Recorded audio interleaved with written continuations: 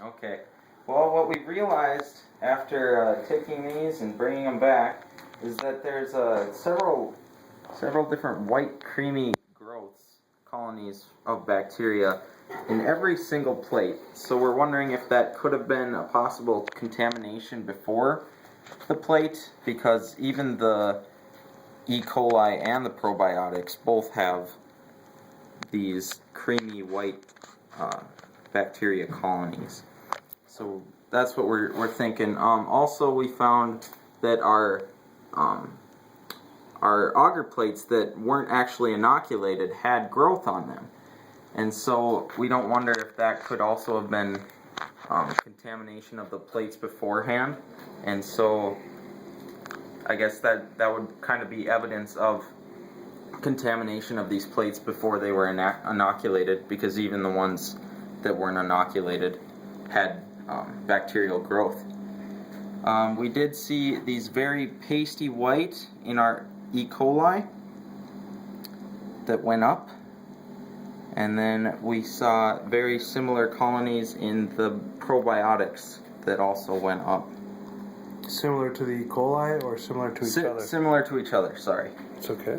And then all of our ones are plates without nutrients. And so, interestingly enough, we found that the probiotics grew on these plates without nutrients, but the E. coli did not.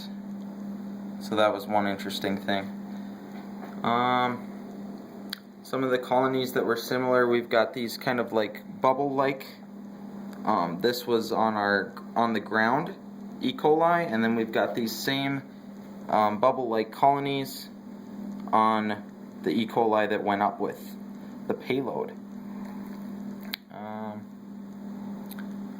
Were there bubble-like on the ones that were not inoculated? This one looks like there could be some bubble-like colonies, but I'm not positive if they are the same. They look slightly different, but these ones definitely look very similar in the E. coli that went up. So that is what we found so far. We're going to try inoculating the second generation of our pasty white E. coli and see if it grows. Hopefully we don't have any contamination on our second generation plates. What does the E. coli plate that was control, that never went up, where is that? What does that look like? E. coli control that never went up is right here. We do not have those pasty white colonies like we saw from the E. coli that went up to near space. So that's one interesting observation. Okay, great. We'll try second generation.